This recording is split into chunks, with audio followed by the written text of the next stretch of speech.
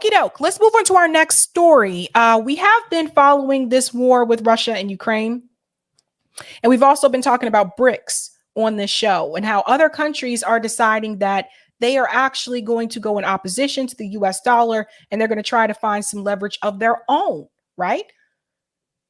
So now, Vladimir Putin has met recently with African leaders. And the conversation, if you could imagine, was about this conflict with Ukraine. Where do we go from here? And should the US government be concerned that African leaders are meeting with Vladimir Putin? Let's get into it. African leaders arrived in St. Petersburg Saturday to meet with Russian President Vladimir Putin as part of an effort to mediate in the Ukraine conflict. Here's South African President Cyril Ramaphosa. And we are here to communicate a very clear message that we would like this war to be ended. Putin interrupted the remarks to deliver a list of reasons why he believed many of their proposals were misguided. He reiterated his position that Ukraine and the West has started the conflict long before Russia sent its armed forces over the border in February last year. Now, I want to remind you, remember when it came to the war with Russia and Ukraine, countries in Africa decided that they wanted to remain neutral. They didn't want to take Russia's side. They didn't want to take Ukraine's side, which I think was probably the best position. Keep us out of this one. But they are here now at this meeting with Vladimir Putin asking for this war to end in an effort of a call for peace, which I think a lot of us do want. We do want this war to end. We don't want it to continue to escalate. But Vladimir Putin's pushback here is that, long story short, that Russia was provoked by Ukraine, that Ukraine has been provoking them over the years before Russia's invasion even happened. Africa wants this to end. And this should be very interesting to see where things go from here. I know that China, Xi Jinping had a conversation with Vladimir Putin as well to talk about some type of negotiation towards peace. Then it kind of fell off after that. So it seems like Putin is not willing to back down because he feels like he wasn't the one who started this conflict in the first place. But let's see. I don't know. Maybe African leaders could be the key here to convince him to move towards a serious peace negotiation. And let's remember, though, that it was just over a year ago that Russia actually did want to have some type of peace negotiation, but the US government, the Biden administration, wasn't trying to hear that. So just keep that in mind. He said Russia had never refused talks with the Ukrainian side, which had been blocked by Kyiv. When the African leaders called for the opening up of the Black Sea to allow them to receive grain shipments, he blamed the West, saying the crisis on the global food market is not the consequence of the Russian special military operation in Ukraine. It had started taking shape long before the Ukrainian situation developed. It started because the Western countries, the US and European countries, started unfounded and economically unjustified emission in order to solve their own problems connected with COVID. Now, this is important. A while back, I did report on this, that there were countries in Africa that were starting to have like a food crisis, so to speak. And they were linking it to the war in Ukraine. But what Vladimir Putin is saying is that the food crisis had already started before that. So it's really interesting that countries that have nothing to do with this conflict at all, like countries in Africa, they chose to remain neutral in this conflict. They're feeling the effects of this war and they're not even involved.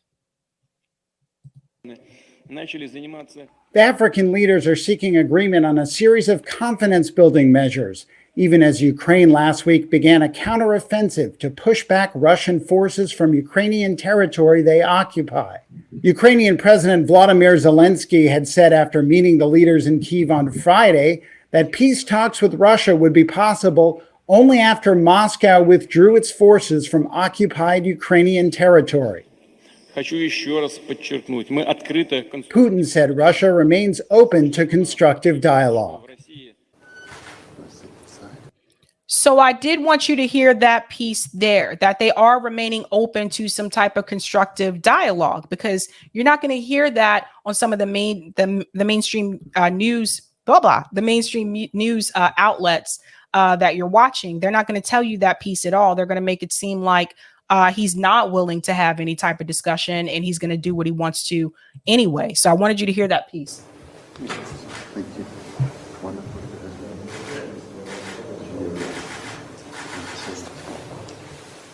Уважаемый. Yeah. And I'm just going to speed up a little bit here because there we go. Неформальный, практически в деталях обсудили очень многие основные, во всяком случае, аспекты. They didn't change. I thought okay, there it is. I was about to say the captions. И как договаривались, у нас есть возможность еще несколько слов сказать по нашим двухсторонним отношениям, а также по взаимодействию в рамках международных организаций, в том числе БРИКС. So just remember this, people. We are open for dialogue on Ukraine. They are open for dialogue. So if they're open for dialogue, no one else should be trying to find reasons to escalate this war at this point in time. Take this home with you. Share this with your friends and your family members. They need to see that piece is very important, that they are open to that dialogue. I'm just going to fast forward a little bit here and then I'll go to the next clip. And safety guarantees to Ukraine. Guarantees, like you already said, my dear friend, the President, the South African Republic, 18 articles. Moreover, there is an annex to this. I will not even talk about it in depth now. It has to do with military and other things. It's all in ink, up to the number of military equipment and number of troops. Here is the document. It was initialed by Kyiv delegation. Signature is there, but after we, as promised, drew our troops away from Kyiv, the Kyiv authority, just like their owners usually do it, threw it all to the rubbish. До единиц боевой техники и до личного состава вооруженных сил. Вот этот документ. Heap of history. I'm putting it mildly and trying to be polite. They turned it down. Where are the guarantees that they won't give up any other agreements? So he's saying that there was some type of peace negotiation, but he's saying that Zelensky turned it down. So I don't know if you're hearing that on mainstream media, but people need to hear that. And I have another clip here where it says the war in Ukraine must stop. South Africa tells Putin. Let's see this one as well. Now, this one is from Al Jazeera. This is where the delegates from 7 African countries unveiled their initiative to end the war in Ukraine. 24 hours after meeting Ukraine's President Volodymyr Zelensky in Kyiv, they traveled to St. Petersburg, hoping to convince President Vladimir Putin to accept their peace plan. I want to emphasize once again, we are open to a constructive dialogue with everyone who wants to establish peace on the principles of justice and taking into account the legitimate interests of the parties. But the U.S. government is not interested in talking about peace. Look at the people who have come to the table. African leaders, China, other countries in BRICS. Look at the people who have come to the table to have this discussion. And then people wonder, well, where is President Biden? Where's the U.S. government on this situation? Meeting with Zelensky and giving him more money. Because the reality is the U.S. government doesn't really want, they don't really want some type of peaceful resolution right now. It's too much money to be made here. And that's what this is really all about. Supporting the military-industrial complex. Come on. You just heard it with your own ears. You just heard him say that they're open to discussions. So what the question that should be raised by you as an American to the Biden administration is, why are you not actively trying to participate in these discussions with Vladimir Putin at this point in time? That's something that you should ask. The African delegation is offering a detailed initiative, starting with de-escalation and ending with negotiations. We are here to communicate a very clear message that we would like this war to be ended. We say so because this war is having a negative impact on the African continent and indeed on many other countries around the world. As a continent, we are being negatively affected in terms of our economies. Critics doubt whether the African initiative can work, saying it lacks both the leverage and weight to push forward a solution. Others see it as a step in the right direction. At least they're willing to try. At least they're willing to try. So the first step, they said, is de-escalation and then some type of negotiation towards peace. На самом деле, реальная A real settlement on this issue can begin only if there's a clear winner on the ground, or there's a deadlock.